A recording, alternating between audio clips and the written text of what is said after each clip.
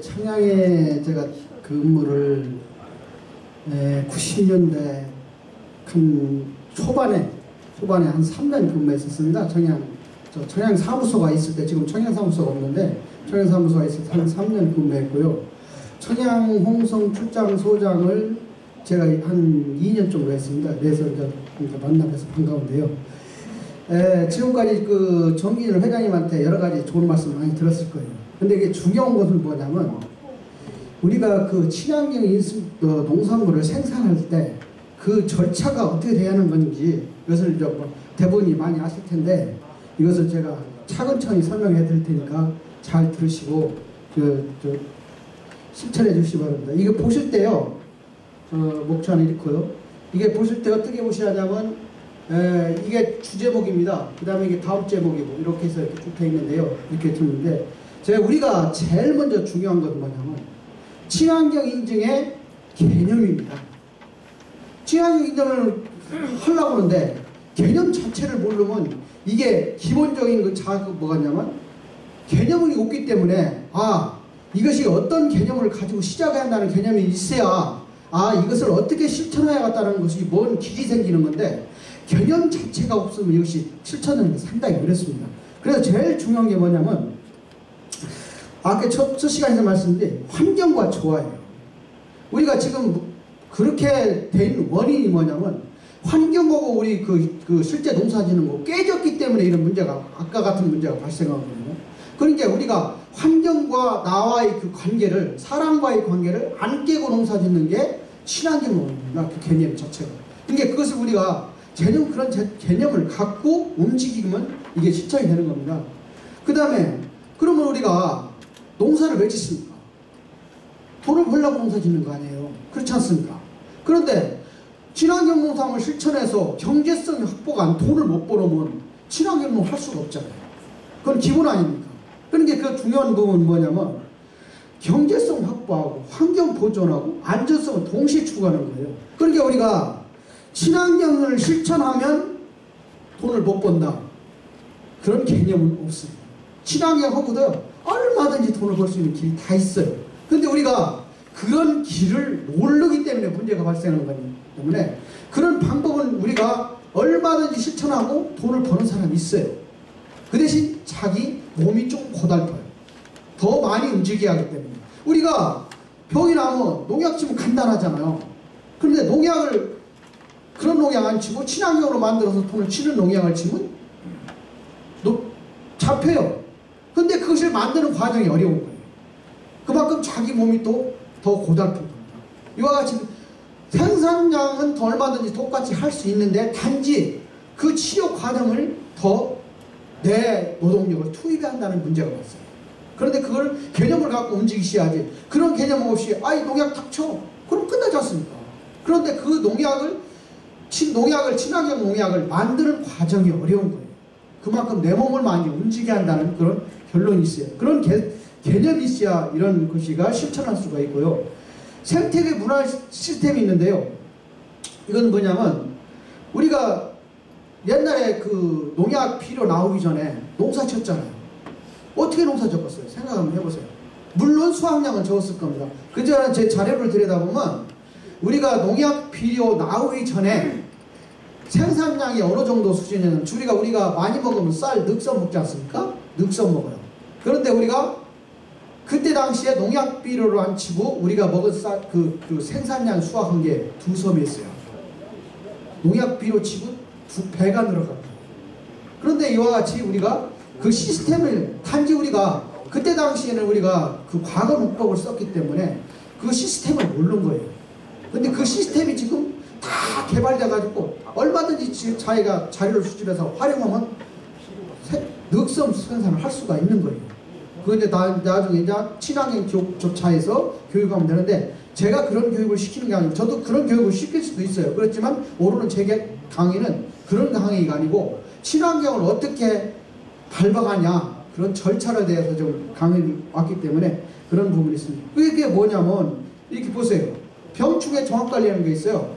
그 다음에 천적을 이용하고 양봉 종합관리가 INM의 그 윤작이 있는데, 우리가 병충해 종합관리만 들여다보면 그랬습니다. 병충해가 있잖아요.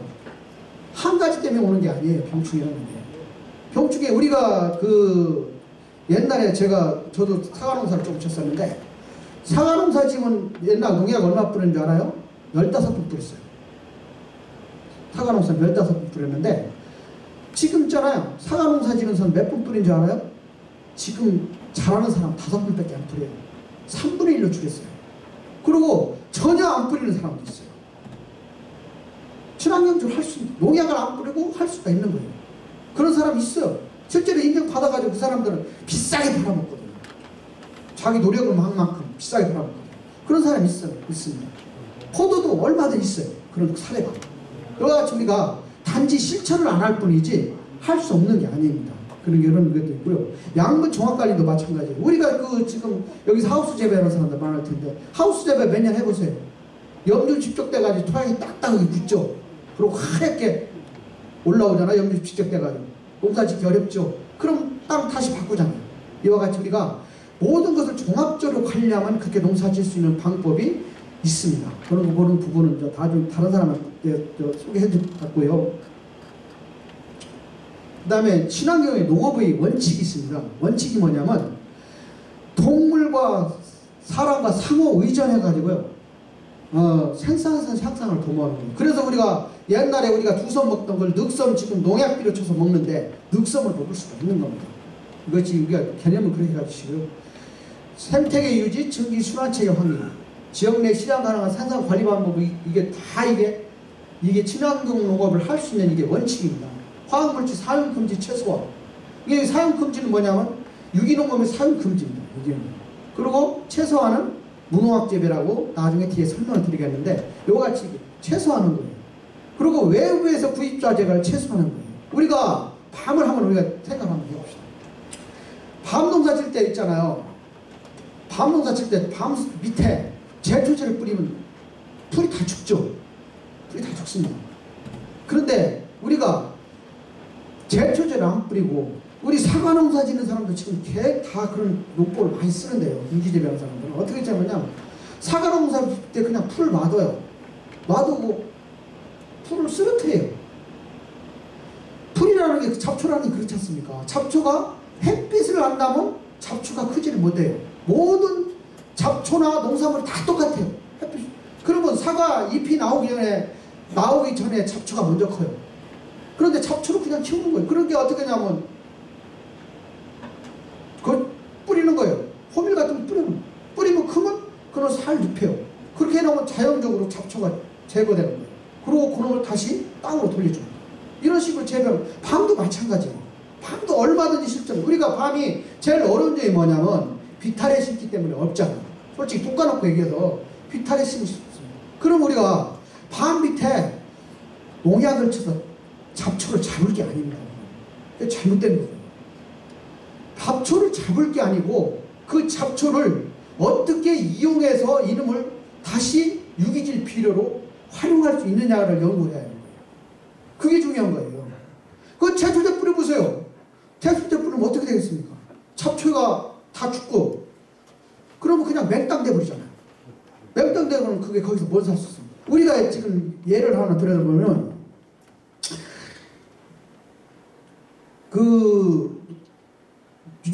우리가 발효하고 썩음이라는 걸 잘 하시잖아요. 발효하고 우리가 유기농업을 실천을 하면 발효하고 썩음을 잘 해야 하는데 무슨냐? 발효는 뜨는 거예요.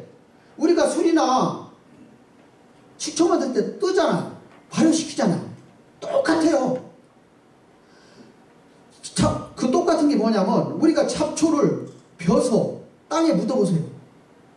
그게 어떻게 되냐면 썩는 게 아니에요. 떠요.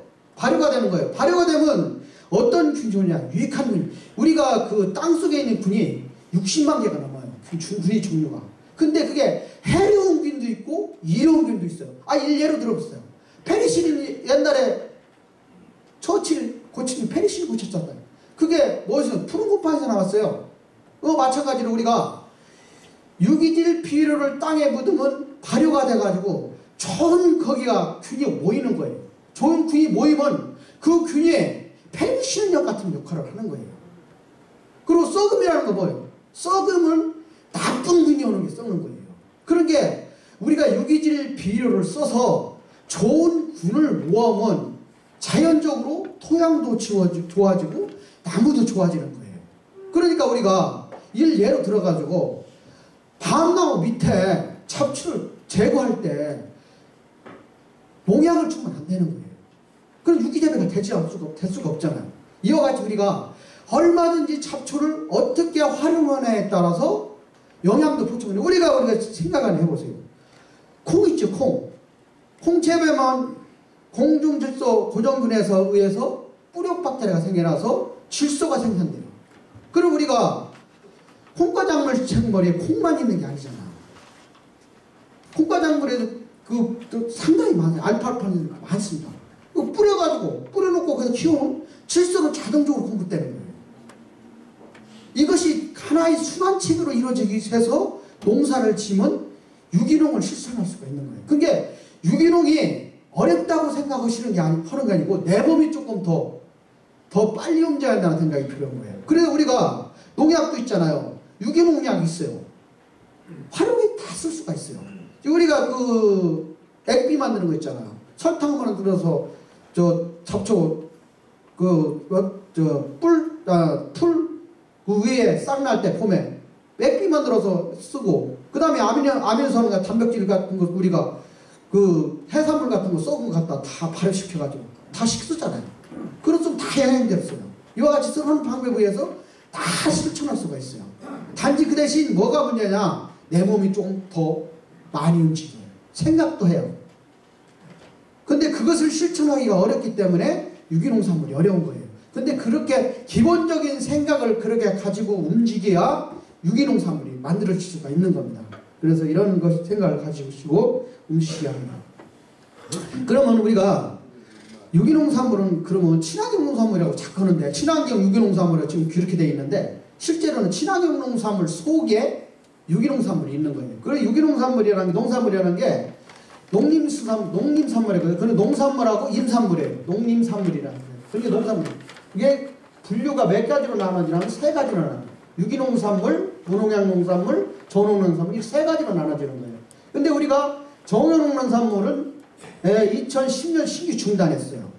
그리고 기존 농가 2015년까지 면장했는데, 왜 우리가 전용약 농산물을 도입하는 그 배경이 있어요. 처음에 농약 비료 쓰던 농가한테 유기농산물 생산하라고 그러세요. 생산량 솔직히 톡 까놓고 얘기해서요, 생산 안 됩니다. 농약 비료 쓴 농약에 바로 유기농산물 생산해보라고. 생산이 안 돼요, 농산물이. 왜 그러냐? 이미 땅이 척박해졌기 때문에 생산이 안 되는 거예요. 그럼 어떻게 가냐? 순차적으로 가자 해가지고 전원한 농산물을 만들고, 그 다음에 한 단계 더 높은 무농약으로 가고, 또 한 단계 높은 것이 유기농산물. 이게 최고의 단계까지 가려고 하면 시간이 필요한 거예요. 그 시간이 필요한 것이 최소 3년이 필요한 거예요. 그래서 우리가 처음에 시작할 때 전농약 농산물을 만들었어요. 그러면 유기합성 농약 2분의 1만 사용하자. 화학비료 권장사용량 2분의 1만 사용하자. 이렇게 해서 전농약 농산물을 만들었어요. 근데 지금 이런 친환경 농업을 시작한 지가 몇 년 됐어요? 1993년 2년부터 시작했어요. 2년 3년부터 시작했어요. 벌써 몇 년 됐습니까? 20년 됐죠? 20년 됐습니다. 벌써 친환경 시작한 지가. 그러니까 지금 단계는 전농약을 없애자 해서 지금 신규 인증을 중단하고, 지금 남아있는 것은 유기농산물로 무농약산물 남아있어요. 그래서 전농산물을 갑자기 중단하면 또 이 사람들이 타격을 입으니까 2015년까지 이 사람들을 연장시켜서 할 수 있게 하고, 그 다음에는 무농약으로 넘어가게 유도를 하자 해서 지금 현재는 무농약 농산물하고 유기농산물 남아있어요. 이런 식으로 지금 단계가 되어 있고요. 축산물도 친환경 인증을 하고 있어요. 축산물도 하고 있는데, 우리가 들여다보면, 죄송합니다. 축산물도 하고 있는데, 유기축산물 있어요. 이거 유기축산물이 뭐냐? 항생제 많이 쓰잖아요. 축산물에 항생제 엄청 쓰잖아요. 지금 항생제가요, 사료에 다 들어있어요. 사료에. 항생제, 항생제, 호르몬제 다 들어있어요. 이거 유기급여 사료를 쓰는, 이거 유기축산물이에요.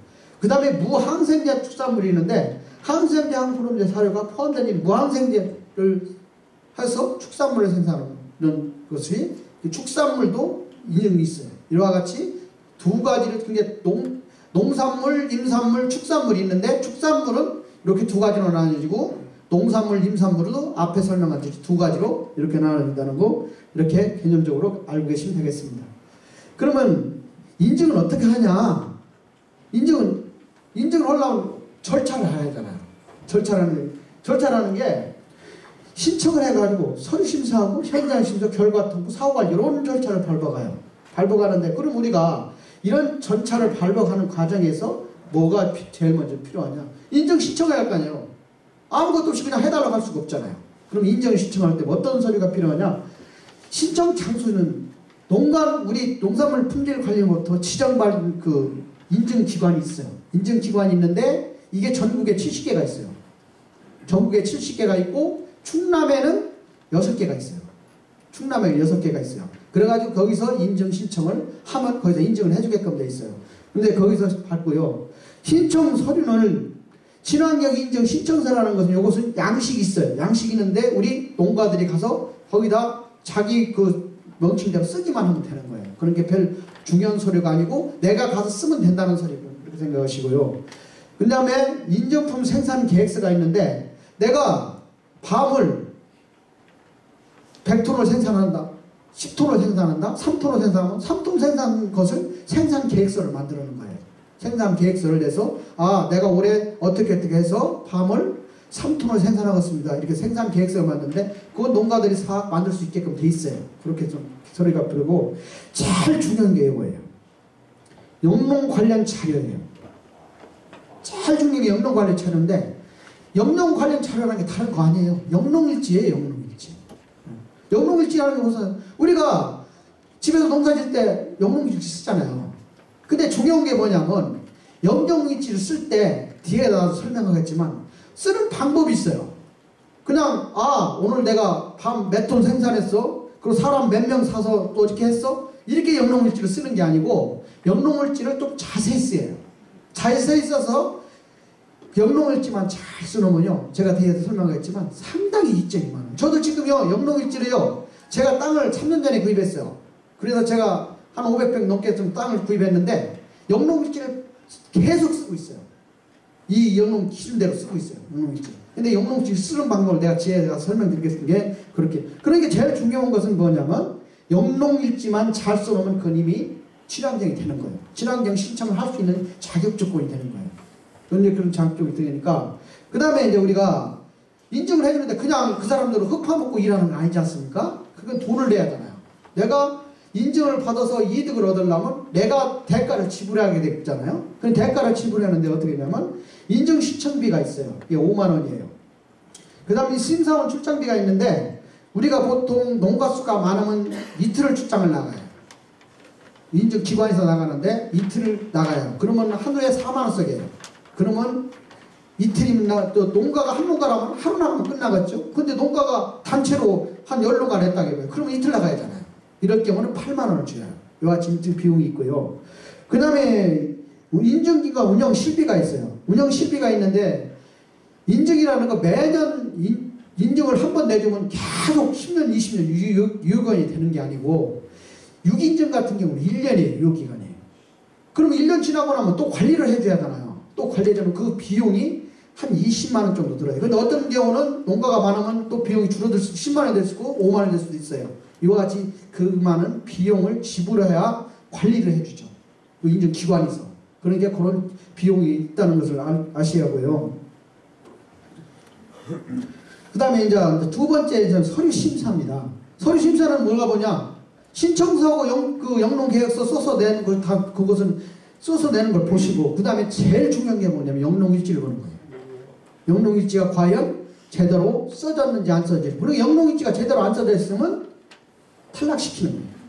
그게 영농일지 쓰는 게 상당히 제일 중요한 겁니다. 그리고 세 번째가 현장 심사예요.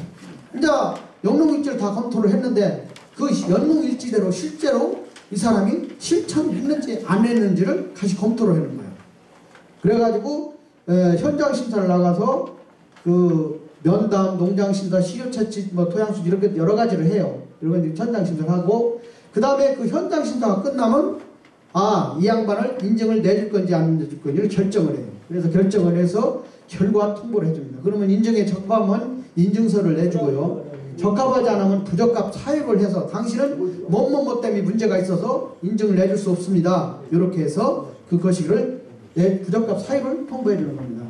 그 다음에 이제 그러면 인증을 내줬으면 그것이 끝이냐? 절대 그것이 아니에요. 왜 그러냐면 그 양반이 실제로 친환경 유기인증 농업을 인증을 내줬는데 실천을 하는지 안 하는지를 가서 확인을 해요. 확인을 해야 그 사람이 실천하는지 알 거 아니에요. 그게서 아까 관리비 20만 원 정도 들어간다는 그 부분이에요. 그 사람 나와서 그냥 급파먹고 와서 관리해 주는 게 아니잖아요. 그러니까 현장을 보기 때문에 사후 관리를 해요. 사후 관리를 하는데 기준에 맞는지 불시 방문 조사를 해요. 방문 조사하고 유통분 조사를 하는데 시중에서 인증 딱지 붙여서 나가서 시중에 유통되는 놈을 시료를 떠요. 시료를 떠서 농약 검사도 하고 여러 가지 검사를 해요. 검사를 해서 문제가 있으면 바로 인증을 취소하고 그래요. 이와 같이 사후 관리를 해야 소비자가 믿죠. 인증을 내줬다가 그 사람이 아무 일도 안 꾸냐 했다가 그냥 나중에 아까 말씀대로 밤중에 몰래 농약 쳐서 나가면 인증농산물이 아니잖아요. 이렇기 때문에 소비자를 믿게 하기 위해서 이 사후 관리를 하는 거예요. 농가들을 못 믿어서 사후 관리하는 게 아니고 이 농산물을 사 먹는 소비자를 위해서 사후 관리를 해요. 소비자가 믿어야 사죠. 그렇지 않습니까? 못 믿으면 못 사잖아요. 그러니까 소비자를 믿게 하기 위해서 사후 관리를 하는 겁니다. 그 다음에 유효기간 연장이라는 게 뭐냐면 인증을 내주면 기간이 1년이에요. 유기인증 같은 경우 1년인데 1년 인증은 어떻게 하냐면 우리가 유기인증 1년이면 그 다음에 다른 무농약 같은 2년이에요. 2년에 다시 신청을 해요. 그러면 뭐냐면 유효기간 연장 신청을 해요. 그러면 만료 1개월 전까지 인증받은 기관한테 나는 유효기간을 연장하겠습니다. 하면 그것을 가서 그런데 그런데 유효기간 연장은 심사만큼 그렇게 처음 심사만큼 까다롭지가 않아요. 왜 그러냐면 그 사람은 사후 관리를 계속 하기 때문에 그 사람은 성향이 어떻더라 이런 걸 미리 알기 때문에 유효기간 연장은 그렇게 까다롭지가 않아요. 조금 자기가 실천만 제대로 하고 있으면 아무 문제가 없이 바로 연장이 되는 거예요. 이렇게 해서 해주고요.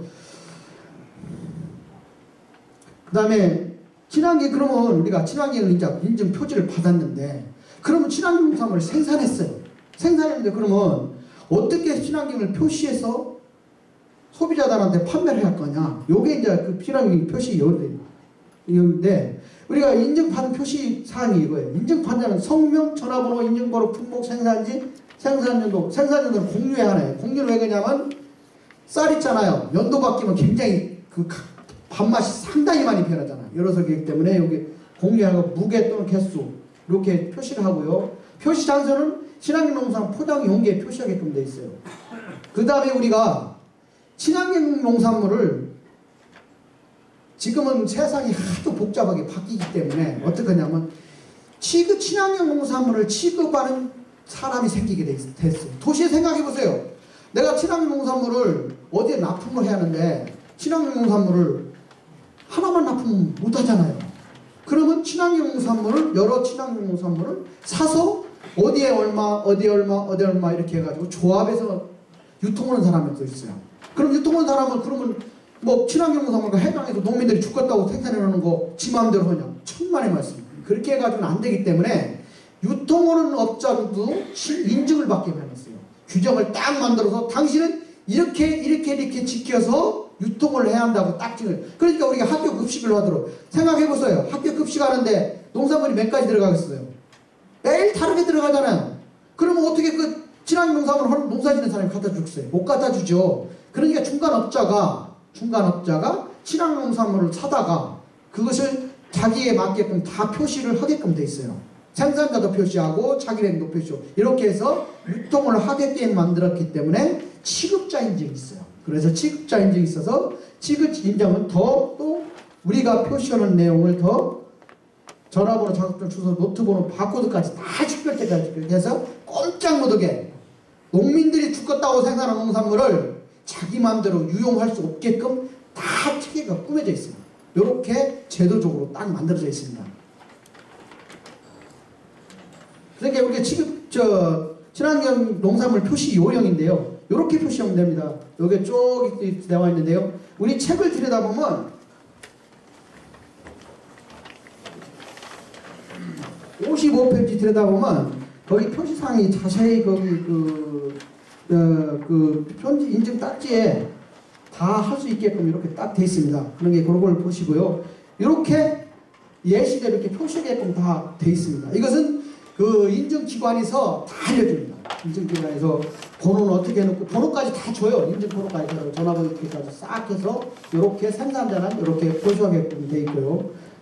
그 다음에 취급자, 유통업자들은 또 이렇게 다 또 하게끔 돼 있어요.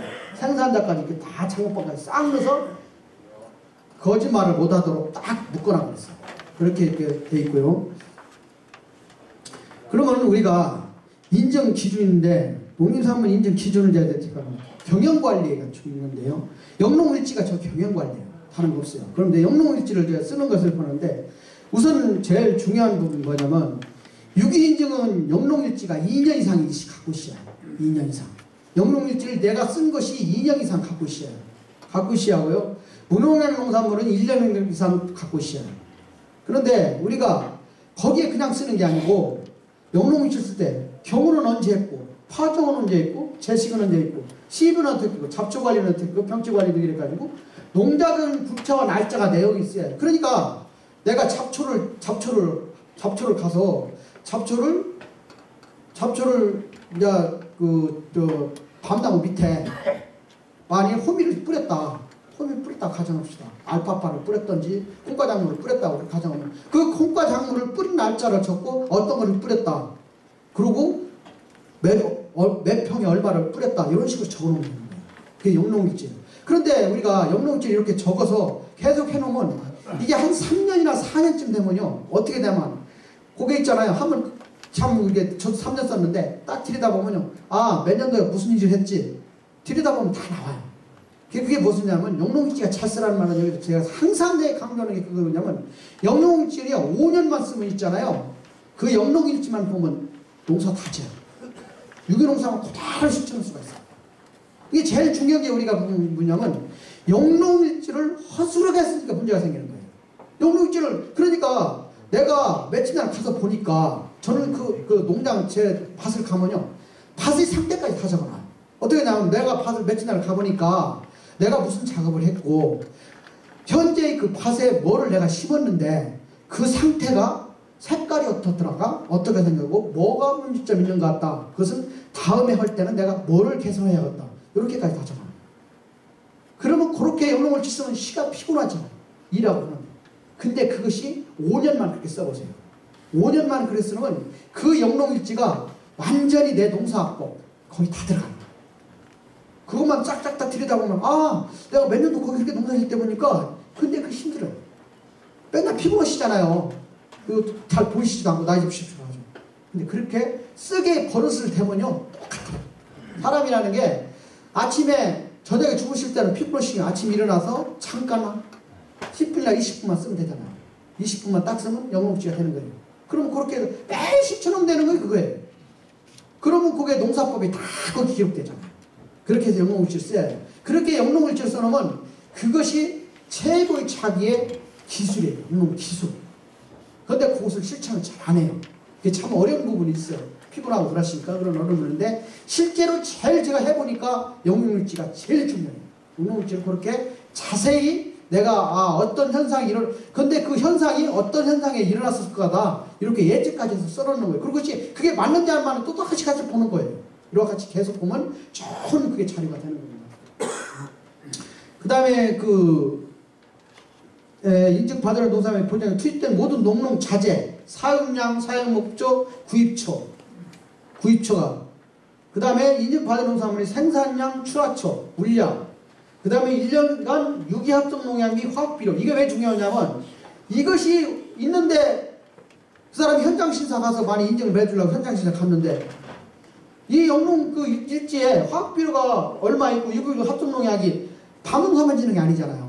단농사도 질 거 아니에요. 그럼 단농사에는 유기농 실천을 안고 있으면 그걸 농약이나 비료를 줄 거 아니에요. 그러면 그것이 내가 어디에 쓰려고 사는 거라고 다 영웅일지에 기록되어 있으면 그건 인정을 하는 거예요. 그 기록이 안 돼 있으면 아, 이 사람 유기농 한다더니 유기농 아니네. 농약비를 잔뜩 싸놓고 무슨 놈의 유기농에 심사 안 내주셔 버리죠. 근데 그것이 내가 어디에 쓰려고 살았다고 하면 그거 다 인정해 주잖아요. 이와 같이 영농일지가 증거가 되어버려요. 증거. 이와 같이 돼서 영농일지가 그만큼 중요한 거예요. 그래서 제가 말씀드리잖아요. 두 가지 문제보다 영농일지만 다 쓰면 인증은 되는, 해결되는 거라고. 이와 같이 되는 겁니다. 이렇게 되시고요. 그 다음에 제 포장 같은 경우는요. 제 포장을 우리가 제 부분에 우리가 현장 심사 나가서 치료를 떠요. 토양 채취를. 토양 채취를 해서 중금속을 육각크롬이나 카드뮴이나 나비나 그 구리가 이런 8개 성분이 오염됐는지를 확인을 해요. 확인을 했는데 그것이 치료를 떠가지고 어디다 주냐? 농업기술원이나 그 다음에 그 인증기관하고 계약된 그 분석업체가 있어요. 그러니까 분석업체에 맡겨가지고 그 토양이 실제로 유기농이 실천한 거냐, 할 수 있느냐, 안 하는가를 봐요. 실천할 수 있으면 안 내주죠, 당연히. 여러 가지 우리가 토양도 그러고요. 그 다음에 이것이 자율농에 되는지 안 되는지 보고요. 토양 검사도 토양 비옥도, 이것 비옥도 염도지적 토양, 이것은 기술센터 가면 다 해주잖아요. 토양 그 기술센터 가면 다 토양 검사해달라고 다 해주잖아요, 이거요. 뭐 돈 공 다 해주잖아요. 그렇게 그걸 사용하면 되고, 개선대책 조금 문제가 있으면 개선대책 수립해서 써보면 되는 거예요. 실천하면 되는 거고. 그렇게 하시고, 그 다음에 전환기간이라는 게 있는데 무슨 얘기냐면 무농약을 하다가 유기를 내가 인증을 냈어요. 그러면 금방 무농약에다 유기로 갈 수가 없잖아요. 그동안 비료 썼으니까. 그러니까 그것을 전환기간이라고 해가지고 전환기간을 둬가지고 단연생산물은 3년이고 기타 작물된 것은 재치기간이 2년을 줘요. 그래서 이것은 전환기 유기 재배라고 표시해서 나갈 수 있게끔 되어 있어요. 이와 같이 우리가 무농약에서 유기를 할 때 그 중간 단계의 어려움을 다 해소할 수 있는 방법을 다 마련해 놨어요. 이와 같이 이렇게 했으니까 그렇게 하시고요. 그 다음에 용수. 용수는 농업용수 이상이면 됩니다. 여기 농업용수 이상이 되고요. 우리가 콩나물 같은 데 인증을 내주거든요. 새싹채소 같은 것도 인증을 내주는데 그런 경우는 식용수, 음용수 기준 이상이 돼요. 그거 조금 틀립니다. 그런데 우리가 밤 같은 경우는 농업용수 이상이면 됩니다. 그 다음에 종자. 종자는 뭐 문어인증에 맞게 생산하는 종자는 우리가 종자에 뭐 나무 심어놨으니까 상관없잖아. 종자가 필요 없잖아. 계속 생산되니까. 밤나무 같은 경우는 필요 없고. 격리거리가 있는데 주변 오염원 존재시 완충지대가 꼭 필요해요. 왜 그러냐면 여기는 유기농산물이 생산하고 유기농산물 유기생산하는데 그 거리가 농약을 직접 있더라 널러오면 안 되잖아요. 그런 일정 거리가 필요하게끔 이렇게 제도적으로 만들어져 있습니다. 그 다음에 생산물의 품질관리예요. 품질관리라면 우리가 생각해보세요. 친환경 농산물을 생산했는데 생산해서 갖고 가는 중에 오염돼 버리면 안 되잖아요. 그러면 아무 의미가 없잖아요. 그렇기 때문에 우리가 수송수단이 청결하고 오염 방제. 왜 그러냐면 친환경 농산물을 생산했다가 그럽니다. 친환경 농산물 아닌 다른 농산물이 같이 섞어서 나가버리면 안 되잖아요. 그러면 소비자가 불신해서 안 돼요. 그러니까 그런 것을 해결하기 위해서 따로 관리가 되도록 하고요. 이렇게 다 타동물을 구분 관리해요. 그 다음에 방사선 쓰면 안 돼요. 못 쓰고 농산물 세척도 규칙에 맞게끔 위해서 준수하게끔 돼 있고 인증 표시 다 하게끔 돼 있어요. 이와 같이 우리가 생산물에도 품질 관리를 이렇게 하게끔 되어 있습니다. 그 다음에 재배 방법은요. 화학비료, 유기합성농약 같은 경우는 유기재배 같은 경우는 전혀 쓸 수가 없어요. 하나도 못 써요. 무농약 같은 경우는 아까 말씀드린 대로 좀 일부 쓰게끔 돼 있는데 무농약을 거쳐서 유기에 가려고 하면 상당히 어려운 것이 과정을 거쳐가야 하기 때문에 그것을 생각을 하시고 이렇게 하셔야 합니다. 그 다음에 이제 그 윤작 체계라는 게 뭐냐면 우리가 유기농산물을 생산하려면 윤작이 상당히 중요해요. 우리가 예를 들어서 청양에 고추 재배 많이 하잖아. 근데 청양 고추 재배할 때 고추 재배하는데 다시 고추 넣어보세요. 시드름병 걸리고 탄저병 걸리고 다 걸리잖아요. 독일병 걸리고 이래서 다 장 맞으면 딱 끝나면 푸덕푸덕 시들어서 죽잖아요. 이게 다 윤자가 많기 때문에 그래서 그렇기 때문에 우리가 학술적으로 어떻게 얘기를 하냐면 고추를 재배하고 4년은 다른 작물을 심고 다시 고추를 심어야 한다 이렇게 얘기를 해요. 근데 우리가 농사진흥양반들은 어떻게 하냐? 심었더니 또 심어요.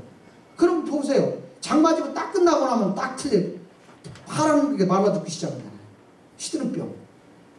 그 땅속에서 다 올라오는 거거든요. 시드름병 걸리죠.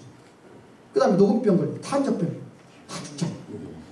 이와 같이 우리가 윤작이라는 게 상당히 중요해요. 왜 그러냐면 윤작을 하게 되면 병이 많이 그 병이라는 게 그래요. 꽂혀 있는 병이 벼로 못 가는 거예요. 병균이라는 게 꼭 고추만 침투를 하지, 고추 같은 고추 종류에만 침투를 하지 다른 데는 침투를 못 하게 되죠. 아니 벼에 침투는 탄저병이 벼까지 못 간단 말이에요. 이와 같이 윤작을 하면 그것이 그 균이 달라지기 때문에 침투를 못 하게 돼 있어요. 그래서 그 윤작이 상당히 중요합니다. 그래서 윤작이 우리가 상당히 중요하게 생각하고요. 그럼 윤작 체계를 확립해요. 윤작 체계를 해서 이렇게 두가 높이 심이 되는 사람은 윤작 체계 확립하고, 근데 밤 같은 경우는 윤작을 할 수가 없잖아요. 이미 심어졌기 때문에. 단연생작물이기 때문에. 그런 경우 때문에 어떻게 하냐. 밤나무 밑에 있잖아요. 밤나무 밑에를 윤작을 하는 거예요. 밤나무 밑에를 하루에 우리가 호미를 심으면 호미를 심었다고 많이 뿌렸다고 하자면 호밀 뒤에 우리가 다음에 알파파를 심는, 알파파는 두가작물이기 때문에 뿌력 박테리아 질소 성분이 들어가거든요. 그 다음에 그것은 콩가작물은 질소 성분 주입하는데 문제가 뭐냐면 두가작물은 섬유질이 없어요. 그러니까 호미를 심으면 섬유질이 굉장히 많잖아요. 그러니까 호미를 심어서 다시 엎으면 그게 다음에 첫해 두가를 심어서 질소를 공급하고 다음에 섬유질을 넣으면 발효가 되는 거예요. 발효가. 유기질 발효가 되면서 그 발효가 좋은 균을 모아줘서 밤한테 주는 거예요. 밤나무한테 주는 거예요.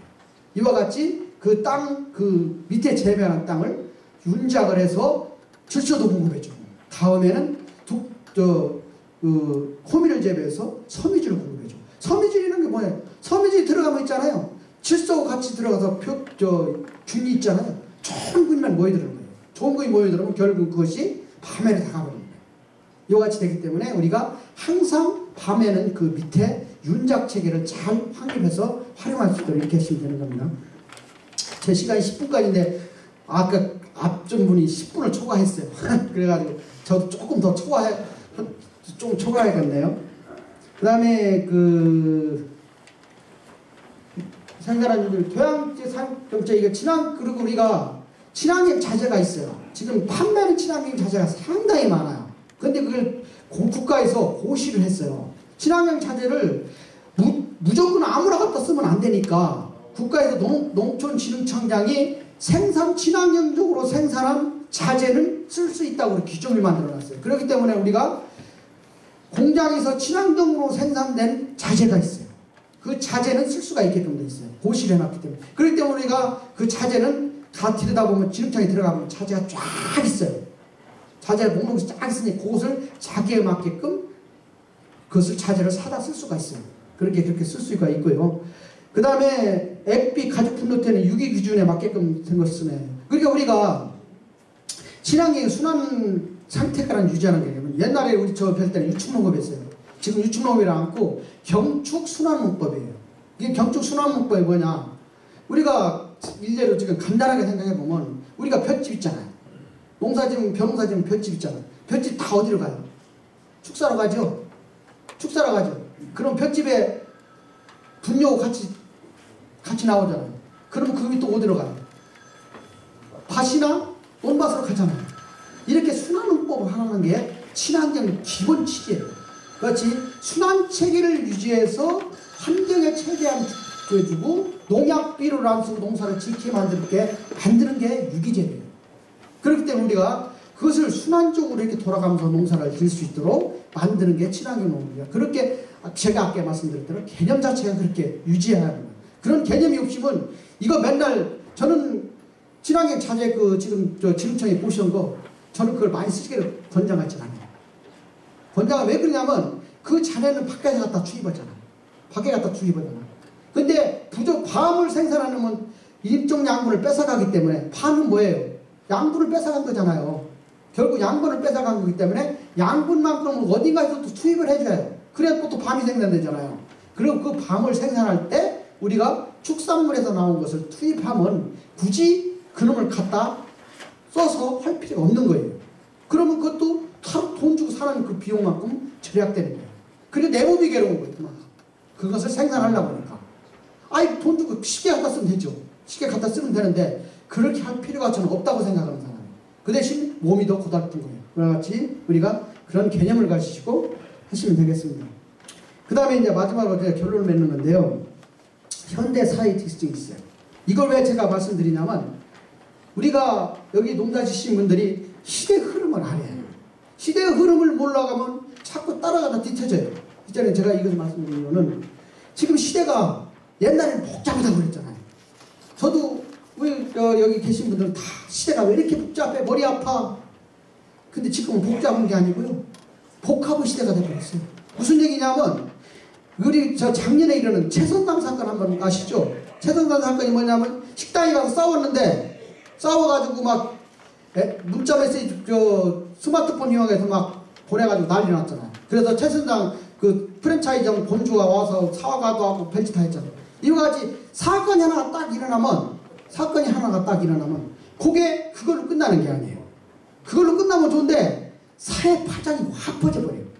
지금은 통신이 발전했기 때문에 내가 인터넷에 핸드폰 하나 딱 올리면 다 들여다봐요. 이래 사회가 복잡해지단 말이에요. 그런데 그 사건이 지금 어떻게 결말 나는지 저는 모르는데 결국은 그 핸드폰으로 그렇게 표시한 사람 있잖아요. 지금 CCTV에 다 있잖아요. 그렇기 때문에 그 남아 최선당에서 결국은 그거 보나마나 손해배상 청구할 겁니다. 두고 보세요. 왜 그렇게 갈 수밖에 없어요. 이와 같이 사회가 참 복잡해졌어요. 내가 하는 행동이 딱 나가로 끝나는 게 아니고 사회가 복잡해지다 보니까 내가 하는 행동이 다른 사람과 영향이 가버립니다. 이렇게 시대가 그렇게 흘러가고 있다. 이렇게 시대가 흘러가고 있고요. 그 다음에 또 어떻게 보면 누구도 믿지 않는 불신의 시대예요. 예를 들어서 우리가 칼기 폭발하고 그 김현희 문제가 있었잖아요. 근데 누구나 우리 평범한 사람은 다 그걸 믿어요. 믿는데 일부 사람은 그것도 조작했다 하잖아요. 누구도 믿지도 않는 거예요. 누구를 누구 믿지 않는 거예요. 세상이 그렇게 변해간다니까요. 누구도 믿지도 않는 거예요. 모든 일이 일어났다면 그걸 믿는 게 아니고 그걸 역으로 생각하는 사람이 항상 생기게 돼 있어요. 이 사회가 이렇게 복잡해지다 보니까 그런 시대에 우리가 살고 있는 거예요. 그래서 우리가 인터넷을 그래서 신상털기라는 우리 나이 자신 분잘 보는데 젊은 사람들은 그런 얘기입니다. 신상털기 하면 있잖아요. 그 사람이 핸드폰에도 뭐 문제가 있다 가지고 딱 올리면 있잖아요. 그 사람이 누군가지 다 밝혀져 버려요. 금방에. 그래가지고 신상털기가 뭔지 알아요? 그 사람이 문제가 있다 잘못했다 그러면 뭐냐? 그 나중에 보면요. 그 사람이 주소까지 다 나와버린다니까요. 사람이 그렇게 돼버려요. 이와 같이 우리가 누구도 아니는 불신시대이기 때문에 그렇게 세상이 바뀌어가는 거예요. 근데 우리가 여기 계신 분들은 세상이 그렇게 바뀌어가는 걸 몰라요. 내가 뭐 하나 잘못하면 그것이 어떻게 영향을 미친다는 걸 몰라요. 우리 여기 계신 분. 그것을 우리가 시대가 그렇게 변해가고 있다. 이런 개념을 알고 계셔야 해요. 그 다음에 또 하나 문제는 누구나 즐거움을 추구하는 시대예요. 생각해보세요. 우리 여기 계신 분들 집에 가서 심심하면 뭐합니까? 테레비부터 틀잖아요. 테레비 뭐 때문에 틀어요? 내 즐기려고 틀죠? 그래요 안 그래요? 아 참 세상이 그렇게 돌아간단 말이에요. 남녀노소 누구나 초등학교 들어가기 전부터 다 즐거움을 추구한다. 세상이 그렇게 우리는 그때는 즐거움이 그런 거 없었어요. 아 시키면 시키는 대로 했지. 세상이 어떻게 니들이 뭐 즐거울 세상이 그렇게 바뀌어버린 거예요. 누구나 즐거움을 추구하는 시기이기 때문에 아 세상이 누구나 즐거움을 추구하는 시대가 됐구나. 이렇게 개념적으로 아시면 되는 거예요. 그 다음에 고객이 만족하는 시대예요. 생각해보세요. 60년대 물건이 없어가지고 없어서 난리였죠. 있기만 하면 장땡이 있어요. 솔직히 톡 까놓고 해도 있기만 하면. 지금은요 넘쳐나요. 넘쳐나. 가서 보세요. 넘쳐나지. 돈이 없어서 못 먹지 물건이 없어서 못 먹는 건 없어요. 이 세상에서. 지금 우리나라 그래서 우리나라 잘 사는 나라예요. 돈이 없어서 못 먹는 거지 물건이 없어서 먹는 시대가 아니에요. 그렇게 물건이 넘쳐난단 말이에요. 물건이 넘쳐나면 그러면 어떻게 하냐? 물건은 넘쳐나기 나기 때문에 소비자가 선택의 권리가 있는 거예요. 실제로 옛날에는 소비자가 왕이 시대라는데 지금이 소비자가 왕이 시대가 된 거예요. 누구나 자기가 필요한 거 선택하는 거예요. 그럼 우리가 예를 들어서 친환경 유기농산물을 생산한다고 가정합니다. 친환경 농산물을 내가 친환경 농산물 먹고 싶어? 그럼 돈 더 비싸게 주고 사 먹는 거예요. 소비자가 선택하는 거예요. 생산자가 선택하는 시대는 70년대까지 했고 80년대부터 바뀌기 시작해가지고 지금은 완전히 소비자가 선택하는 시대가 됐어요. 그런데 예를 들어가지고 제가 작년 가을에 12월 달에 밤을 유기재배한 밤을 내가 누구한테 그것이 소개받아가지고 밤을 내가 몇 사람한테 사줬어요. 사줬는데 또 사달라고 하는 거예요. 그런데 물건이 없는 거예요. 물건이. 그러니까 무슨 얘기냐면 유기재배 같은 경우는 물건이 없어서 못 파는 시대로 바뀌는 거예요. 그게 시대 흐름이 그렇게 바뀌는 거예요. 그렇게 뭐냐면 소비자 선택의 권리는 있는데 물건이 특이하게 잘 만들어내면 물건이 없어서는 못 파는 그런 시대로 60년대 시대로 똑같이 되는 거예요. 그러니까 내농산물을 유기농산물을 잘 생산하면 얼마든지 팔아먹을 수 있는 시대가 오는 겁니다. 그렇기 때문에 우리가 생각을 바꿔서 시대는 물건이 많은 시대인데 내 물건만 잘 만들어내면 소비자 선택이 많기 때문에 물건이 부족한 시대가 되는구나. 이런 개념을 가지고 유기농산물을 생산하셔야 하는 거예요. 그렇게 우리가 생산하신다면 앞으로도 유기농을 생산하는데 몸은 고달퍼도 생산량 절대 줄지 않습니다. 생산량 절대 안 줄거예요. 그러니까 우리가 몸은 고달퍼도 생산량이 줄지 않고 가격 좀 비싸게 받으면 되잖아요. 내 노동력만큼 가격 비싸게. 지금 유기농산물 생산량이요. 대부분이 지금 저농약하고 무농약만 생산하기 때문에 유기농산물은 상당히 귀합니다. 귀하기 때문에 소비가 상당히 많아요. 그러니까 이런 것을 우리가 개념적으로 아시고 앞으로 잘 농사를 지셔가지고 돈도 많이 버시고 좋은 일을 하시기 바랍니다. 이상 감사합니다.